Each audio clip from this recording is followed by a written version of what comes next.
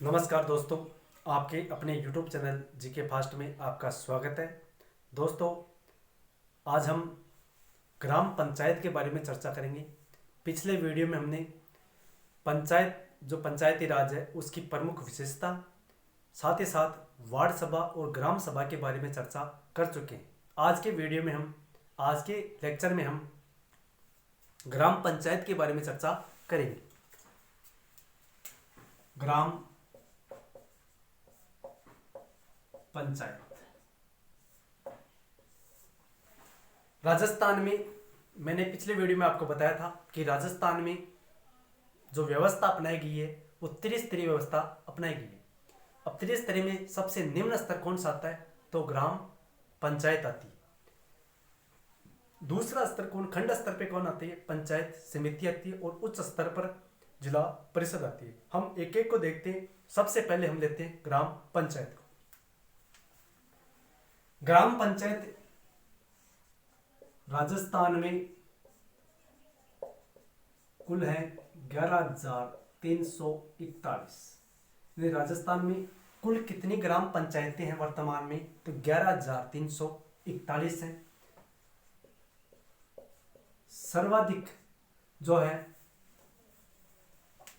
सर्वाधिक है बाड़मेर में। यानी राजस्थान में सर्वाधिक ग्राम पंचायतों वाला जिला कौन सा है? तो बाड़मेर है। और कम कहां पर है? तो सबसे कम ग्राम पंचायत कोटा में है। कोटा में कितनी है? 158 है। कितनी है? 158। और बाड़मेर में ग्राम पंचायत कितनी है? तो 685।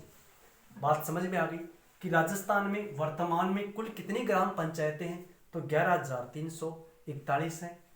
और सर्वाधिक ग्राम पंचायत किस जिले में है? तो बाड़मेर में 685। और सबसे कम ग्राम पंचायतों वाला जिला कौन सा है? तो कोटा है। कोटा में कितनी ग्राम पंचायतें हैं? 158 है। अब बात आती है इसके गठन की। गठन में कौन कौन शामिल होते हैं? एक शामिल होता है सरपंच, उप सरपंच और पंच। ये क्या होते हैं? इसमें गठन में शामिल होते हैं। ग्राम पंचायत की अब सबसे बड़ी बात आती है कि ग्राम पंचायत कहाँ होगी, ग्राम पंचायत का गठन कहाँ किया जाएगा। सदस्य तो ये होंगे, इसमें गठन में कौन कौन शामिल होंगे? सरपंच होगा, उप सरपंच होगा और पंच होगा। अब ग्राम पंचायत होगी कहाँ पर? तो सबसे बड़ी बात ये कि जहाँ की जनसंख्या, यानी किसी गांव की जनसंख्या अगर कम से कम 3,000 है तो 3,000 की जनसंख्या पर ग्राम पंचायत का गठन किया जा सकता है।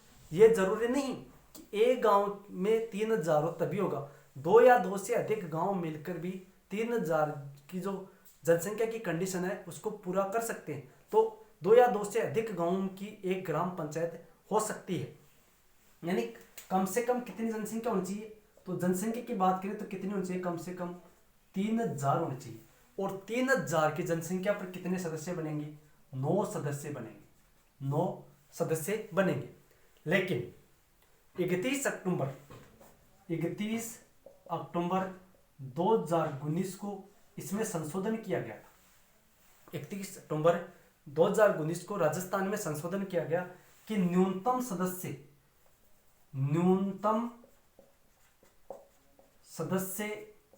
कितने डिसाइड किए गए? तो 5 सदस्य न्यूनतम इसमें डिसाइड किए गए थे कि अधिकतम 9 सदस्यों में जनसंख्या कम से कम कितनी चाहिए? 3,000 चाहिए। और 3,000 की जनसंख्या पर 9 सदस्य।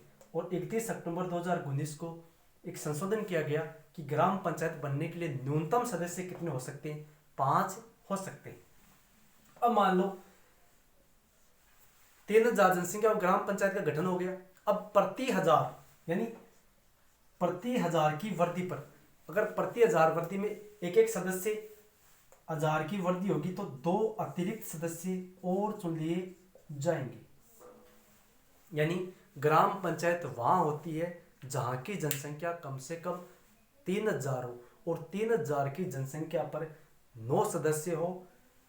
31 अक्टूबर 2019 को इसमें एक संशोधन किया गया कि न्यूनतम सदस्य कितने हो सकते हैं, तो 5 सदस्य। पहले कितने होते थे, 9 सदस्य थे। वर्तमान में न्यूनतम कितने होंगे, तो 5 सदस्य होंगे। और प्रति 1000 की वृद्धि पर, यानी 1000 की जनसंख्या जैसे बढ़ेगी तो 2 अतिरिक्त सदस्य हो जाएंगे, यानी 3 के बाद 4000 हो गई तो 4 के बाद 4, 9 में 2 जो अलग एक्स्ट्रा और हो जाएंगे। ऐसे 1000 की जनसंख्या पर 2 अतिरिक्त सदस्य होते जाएंगे। ये तो बात हो गई कि ग्राम पंचायत कहाँ हो सकती है। अब बात आती है कि ग्राम पंचायत के जो सदस्य होते हैं, पंच, सरपंच और जो पंच होते हैं, इनका योग्यता क्या होती है। योग्यता की हमने पिछले वीडियो में बात की थी, और यहाँ पर देखें तो इनकी क्या आती है, योग्यता। तो योग्यता न्यूनतम आयु कितनी होनी चाहिए, 21 वर्ष होनी चाहिए। यानी वह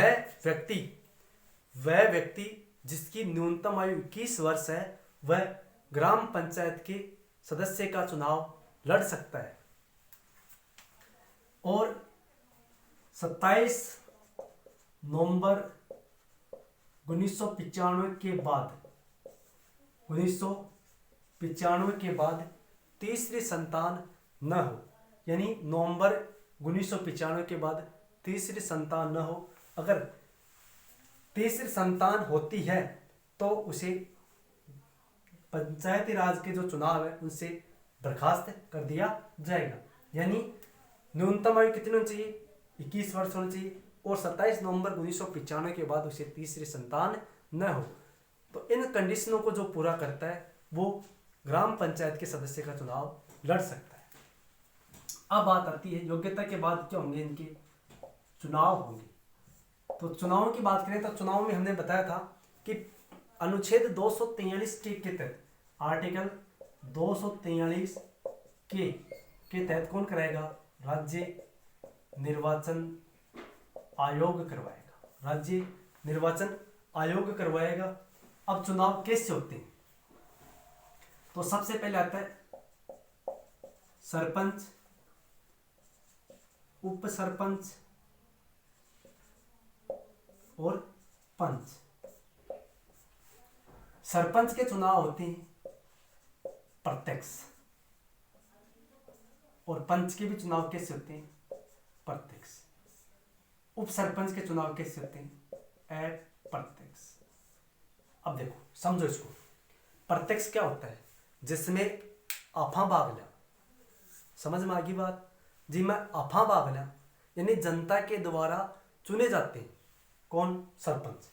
जनता के द्वारा कौन चुने जाते हैं, सरपंच चुने जाते हैं। और पंच भी जनता के द्वारा चुने, जिन्ना आफा चुना ना वह के भी प्रत्यक्ष हुई, और जखन आपना चुनेड़ा चुने वह के भी अप्रत्यक्ष। बात समझ में आ गई। यानी जिसमें जनता भाग नहीं ले वह अप्रत्यक्ष में, और जिसमें जनता भाग ले वो प्रत्यक्ष हुआ।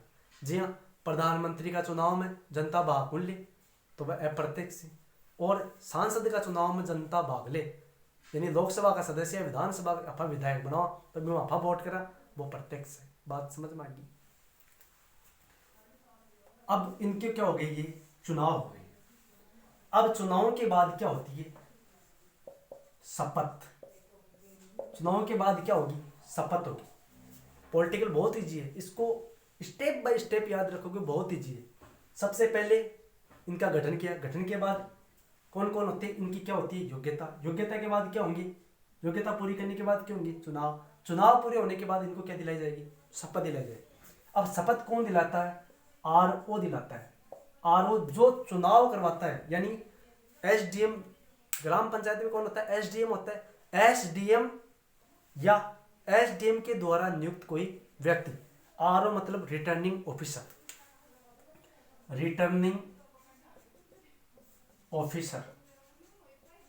रिटर्निंग ऑफिसर के द्वारा ग्राम पंचायत के सदस्यों को क्या दिलाई जाती है, शपथ दिलाई जाती है। शपथ के बाद क्या होता है, इनका कार्यकाल होता है। क्या होता है, कार्यकाल होता है। तो इनका कार्यकाल कितना होता है, 5 वर्ष होता है। कितना होता है, 5 वर्ष होता है। अगर किसी कारणवश सरपंच, उप सरपंच या पंच, इन तीनों में से कोई स्थान रिक्त हो जाता है तो ऐसी स्थिति में 6 माह में क्या होते हैं, दोबारा चुनाव होते हैं। कितने समय के लिए होते हैं, शेष समय के लिए। जैसे मान लो नई ग्राम पंचायत बनी और उसका सदस्य उसको सरपंच मान लियो या पंच मान लियो, वो 12 महीना काम करे, उसके बाद त्यागपत्र दे दियो, तो दोबारा चुनाव होगा। और चुनाव होगा शेष कितना टाइम बच गो, 4 साल। तो अगला चुनाव निर्वाचन कितना दिन के लिए उन्हें चुने जाएगा, कितना दिन के लिए, 4 साल के लिए। बात समझ में आ गई। तो कार्यकाल कितना होगा, 5 वर्ष। और 6 अगर किसी कारणवश भंग हो जाती है या त्यागपत्र दे देते हैं तो 6 माह में क्या होगा, दोबारा चुनाव होंगे। यह तो बात होगी कार्यकाल की। अब आती है कार्यकाल के बाद आता है त्यागपत्र। ग्राम पंचायत के जो सदस्य हैं वो अपना त्यागपत्र किसे देते हैं, तो बीडीओ को देते हैं। किसको देते हैं, बीडीओ को देते हैं, ब्लॉक डेवलपमेंट ऑफिसर, खंड विकास अधिकारी। यानी ये अपना त्यागपत्र किसको देंगे, खंड विकास अधिकारी को देंगे। बात समझ में आ गई। खंड विकास अधिकारी को ग्राम पंचायत के सदस्य अपना त्यागपत्र देंगे। यानी सरपंच भी किसको देगा, बीडीओ को देगा, उप सरपंच भी किसको देगा, बीडीओ को देगा, और पंच भी किसको देगा, बीडीओ को। बात सीधी सी है कि ग्राम पंचायत का सभी सदस्य अपना त्यागपत्र किन दिन, बीडीओ ने। इतनी बात क्लियर होगी। अब आगे बात करा, अब आगे देखो,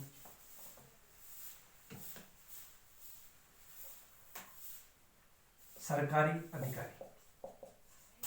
अब हम सरकारी अधिकारी, ग्राम पंचायत में सरकारी अधिकारी कौन हुए, तो सरकारी अधिकारी हुए ग्राम सेवक हुए। कौन हुए, ग्राम सेवक।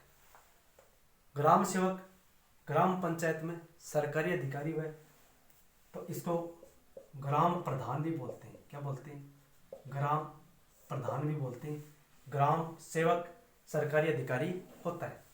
अब जो ग्राम सेवक होता है वो सरकार द्वारा क्या होता है, सरकार द्वारा क्या होता है, नियुक्त होता है। ध्यान रखना, सरकार द्वारा क्या होगा, नियुक्त होता है, पदाधिकारी होता है। ये एक राजकीय अधिकारी होता है, सरकारी अधिकारी होता है जो नियुक्त होता है। ध्यान रखना इस बात का। निर्वाचित नहीं होता, इसका चुनाव नहीं होता। ये प्रतियोगी परीक्षा पास करके ग्राम सेवक बनता है और ग्राम सेवक को ग्राम पंचायत का कार्यभार देखना होता है। अब बात आती है कि जो ग्राम पंचायत होती है उसमें जो बजट होता है वो कौन तैयार करता है, बजट। ग्राम पंचायत का जो बजट है ये सरपंच तैयार करता है। कौन करता है, सरपंच तैयार करता है। और सरपंच इसे किसको भेजता है, ग्राम सेवक को भेजता है। और ग्राम सेवक इसे किसको भेजता है, बीडीओ को भेज देता है। ग्राम सेवक इसे किसे भेज देता है, बीडीओ को भेज देता है। यानी ग्राम पंचायत का बजट कौन तैयार करता है, तो तैयार करता कौन है, तैयार कौन करेगा, तो सरपंच करेगा। और सरपंच बजट तैयार करके किसको भेजेगा, ग्राम सेवक को। और ग्राम सेवक किसको भेज देगा, बीडीओ को भेज देगा। और बीडीओ के पास जाने के बाद ये प्रस्ताव क्या हो जाता है, पंचायत समिति में जाएगा। और पंचायत समिति में क्या हो जाएगा, ये प्रस्ताव पारित हो जाएगा। बजट क्या हो जाएगा, पारित हो जाएगा। क्योंकि जो सरपंच होता है वो पंचायत समिति का पदेन सदस्य होता है, पदेन सदस्य होता है। ये ध्यान रखना। अब आगे बात करते हैं अपन पंचायत, जो ग्राम पंचायत है उसके जो बैठकें होती हैं वो कितनी होती है। ग्राम पंचायत में जो बैठकें हैं वो किस तरह से होती है, इसके बारे में अपन बातें करते हैं। बैठकों की अपन बात करें तो बैठक माह में कितनी होंगी, 2 होंगी। माह में कितनी होंगी, 2 होंगी। एक माह की 2, तो 12 महीना की 24, ध्यान रखना। वर्ष में कितनी होंगी 24, और माह में कितनी होंगी 1, और 15 दिन से अधिक के नहीं होना चाहिए, अंतराल नहीं होना चाहिए, यानी 15 दिन से अधिक दो बैठका के बीच अंतराल नहीं होना चाहिए। बात समझ में आई। अब बात है गणपूर्ति की बैठकों की जो बैठक होती है उसकी गणपूर्ति कितनी होती है, तो गणपूर्ति 2/3 सदस्य होती है। गणपूर्ति कितनी होती है, 1/3 सदस्य, 1/3 सदस्य, ध्यान रखना 1/3 सदस्य। जबकि वार्ड सभा और ग्राम सभा में जो गणपूर्ति होती है वो 1/10 होती है। कई बार एग्जाम में प्रश्न पूछा जा चुका है कि जो ग्राम पंचायत होती है उसकी गणपूर्ति कितनी होती है। तो गणपूर्ति की अपन बात करें तो गणपूर्ति कितनी होती है, 1/3 सदस्य। जबकि ग्राम सभा की गणपूर्ति कितनी होती है, 1/10। और वार्ड सभा की गणपूर्ति कितनी होती है, 1/10। दो की 1/10 होती है वार्ड सभा और ग्राम सभा।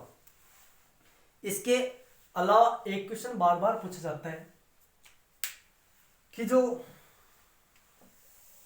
ग्राम पंचायत होती है इस ग्राम पंचायत की बैठकों की अध्यक्षता कौन करता है। तो ग्राम पंचायत की बैठकों की अध्यक्षता सरपंच करता है। सीधा सा क्वेश्चन है कि ग्राम पंचायत की बैठकों की अध्यक्षता कौन करता है, तो सरपंच करता है। अब आजकल जो क्वेश्चन आने लगे हैं वो ग्राम पंचायत के कार्यों से आने लगे। तो अपन देखते हैं ग्राम पंचायत के कार्य क्या क्या कार्य होते हैं।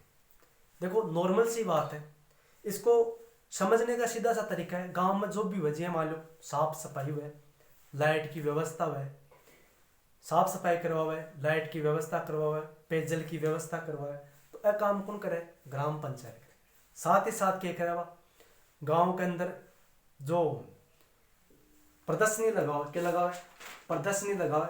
और जो टीकाकरण अभियान है, जैसे अभी आपको पता है कि थोड़े दिन पहले कोविड-19 आया था।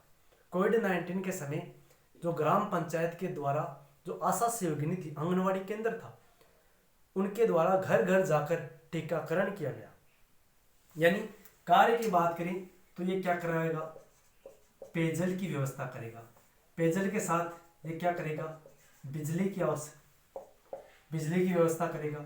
और सफाई या स्वच्छता अभियान चलाएगा, स्वच्छता अभियान, साफ सफाई करवाएगा। और आगे क्या करेगा, ये टीकाकरण व्यवस्था करेगा। यानी जो टीकाकरण है उसकी क्या करेगा, ये व्यवस्था करेगा। इसके अलावा ये ग्रामीण क्षेत्र में मेलों, उत्सवों, प्रदर्शनी का क्या करेगा, प्रदर्शनी लगवाएगा। यानी गांव में क्या लगवाएगा, मेले लगवाएगा, उत्सव लगवाएगा और प्रदर्शनी। ये भी काम कौन करती है, ग्राम पंचायत करती है। अब इसके अलावा और क्या क्या करती है, तो गांव में ये शिक्षा की व्यवस्था करती है। मैंने आपको पिछली कक्षाओं में बताया था कि 2 अक्टूबर 2010 को जो व्यास समिति थी, 2010 में राजस्थान व्यास समिति बनी। उस व्यास समिति की सिफारिश पर पंचायती राज संस्थाओं को 5 कार्य सौंपे गए थे। कितने कार्य, 5 कार्य। कि 5 कार्यों में एक कार्य था शिक्षा। कि शिक्षा किसको सौंपा गया था, तो ग्राम पंचायतों को क्या सौंपा गया, स्थानीय स्वशासन को क्या सौंपा गया था, शिक्षा की व्यवस्था जिम्मेदारी दी गई। तो गांव में शिक्षा की व्यवस्था कौन करेगी, ग्राम पंचायत करेगी। इसके अलावा नए आवास हैं, नए आवासों की क्या करेगी, व्यवस्था। यानी जो यायावर जीवन व्यतीत करने वाले, गुमखड़ जीवन व्यतीत करने वाले जो सदस्य, जो गरीब परिवार होते हैं, उनके लिए, जिनको उचित सुविधा नहीं मिल पाती, उनके लिए क्या करेगी ग्राम पंचायत, गांव में क्या लगाएगी, एक आवास व्यवस्था स्थापित करेगी। जैसे हम रैन बसेरे बोलते हैं, उस तरह से गांव में क्या लगाएगी, आवास लगाएगी। अब इसके अलावा और क्या करेगी, तो ये गोबर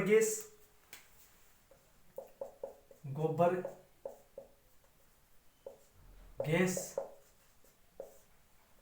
सौर ऊर्जा, गोबर गैस, सौर ऊर्जा, इनके विकास में क्या करेगी? ये प्रोत्साहन करेगी। यानी गोबर गैस और सौर ऊर्जा के विकास को क्या करेगी? प्रोत्साहन करेगी। तो ग्राम पंचायत के कार्य कौन कौन से होते हैं? पेयजल की व्यवस्था करवाना, बिजली की व्यवस्था करवाना, साफ सफाई की व्यवस्था करवाना, टीकाकरण की व्यवस्था करना, ग्रामीण मेले उत्सव प्रदर्शनी का आयोजन करवाना, शिक्षा की व्यवस्था करना, नए आवासों का निर्माण करवाना या उनकी व्यवस्था करना, गोबर गैस और सौर ऊर्जा को प्रोत्साहित करना, और साथ ही साथ वृक्षारोपण, पर्यावरण को महत्व देना। सबसे बड़ा काम है पर्यावरण को प्रोत्साहन। यानी ग्राम पंचायत गांव में जो वृक्षारोपण है ये कार्यक्रम चलाती है और इस कार्यक्रम के तहत पर्यावरण को प्रोत्साहित किया जाता है। अब इतने काम करवाती है ग्राम पंचायत, तो ग्राम पंचायत का पैसा भी तो लग गई है, तो ग्राम पंचायत ने अब आय इकट्ठे हुए हैं। अब बात करें आप ग्राम पंचायत के जो आय के क्या क्या साधन है, तो ग्राम पंचायत की आय के कौन कौन से साधन है जिससे ग्राम पंचायत को आय प्राप्त होती है। तो सबसे पहले अपन देखें आय के साधन। ग्राम पंचायत की आय के कौन से साधन होते हैं? जैसे पहला आय का साधन ये होता है कि इसको सरकार क्या दे देती है? अनुदान दे देती है। सरकार क्या दे देती है? अनुदान देते हैं। सरकार द्वारा प्राप्त अनुदान भी इसकी क्या है? आय है। दूसरी व्यवस्था है, दूसरा इसकी आय का साधन है